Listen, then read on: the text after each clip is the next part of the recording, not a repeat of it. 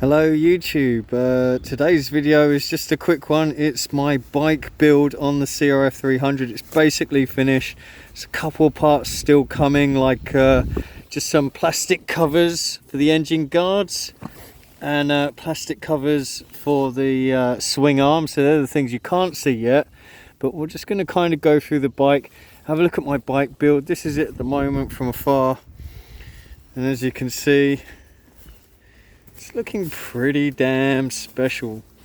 Throwing a bit of money at the bike, so we're not going to talk about prices. That much is obvious. So we'll just start off from down here. That is from B&B Offroad. Everything from B&B Offroad is alloy, and it's extremely light. So that is very chunky. That is very light. I did remove the extra plate that blocks this cable. I just tied this cable up with some cable ties to stop it slipping into the chain. The plate doesn't actually, you know, the original plastic plate never stopped it from slipping into the chain. It just stopped it from popping out of this clip here. So I've just zip tied it. We have the frame guards, which look well used. It's just plastic. Get it from eBay, get it from Amazon.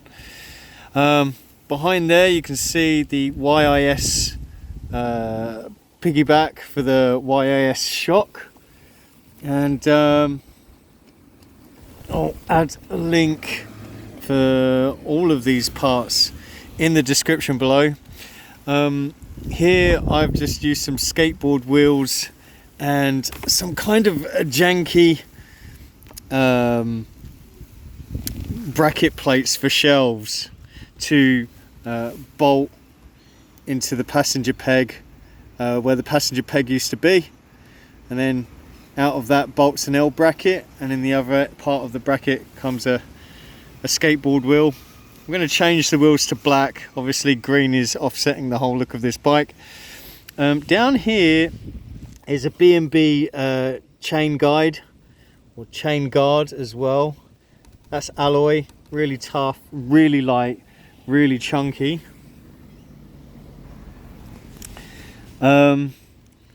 So where else should we go? Oh yeah, I just got some DRC pegs, very standard. They fold up really nice actually. Some pegs don't fold all the way up. Let's go round the bike. Let's do the handlebar area. We got some Pro Contour Evo bars with a Henry Reed bend, with a 7/8 to oversized handlebar converters, which gives it a small rise as well. And I found that converter was about as much rise as you can get with a Henry Reed bar before you start stretching the clutch cable and the front brake cable from being overextended. We have double take mirrors, which have come directly off my WR. I just put them on whatever bike I'm riding on the day. We got Barkbusters, the blue jet ones. Trying to go with a retro Honda red and blue look. We got the YIS 20mm Cartridge Forks. So one leg is compression, the other leg is rebound. So far the suspension, guys, really good. I've tuned it since my first off-road ride, where I was just kind of playing with the settings. Now I'm really can't wait to try it. This little guard here that sits on top of the brake reservoir, that actually came with the frame guards, and I didn't know what it was for, and eventually found out it was for that. So there you go. If you buy frame guards, don't throw away that little weird square looking thing. What are eBay levers, adjustable. We have some seal savers for the forks. I thought I'd just go overboard. You don't really need those. I've got a Flatland radiator guard, which is braced for side impacts. Strange fit, this one, but fairly straightforward. No problems with it really. I mean, when on full steering lock, you can see a little graze there where it just slightly touches. Nothing for me to feel concerned about. Not going to start hacksawing away any bits and bobs. It's fine. Doesn't go anywhere. I can move the whole bike from the radiator guard. It's a 3-point brace, so there's a brace that comes through there and then bolts onto the frame, which may have problems with an oversized tank later on, not sure yet, but you can run it without the side brace. You can unscrew the side brace and just have the frontal. Doesn't give it a lot of support when you do that, so we'll play with it. We'll see if an oversized tank comes out. There is one coming out, by the way. I do know about this. I'll only give out info when it's available though, because it's just all hearsay otherwise. Another frame guard, another skateboard wheel. This is all from the boots, which is why I'm getting those plastic guards. It's just paint damage, and if you look at any bike from the 90s, they all have that kind of grazing. It's just a shame really that this many years on and motorbike manufacturers still haven't really worked out how to, you know, not do that straight from factory.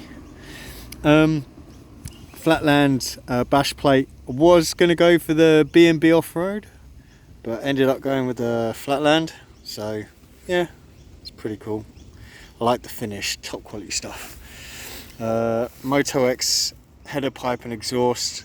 This is the heat shield. Just, you know, I've bent it right out. It's really soft metal this, so you can shape it and bend it to extend as right away from the exhaust, so that you can get a big air gap in between this and the exhaust, and it stays a bit cooler, so you don't like burn yourself so easy.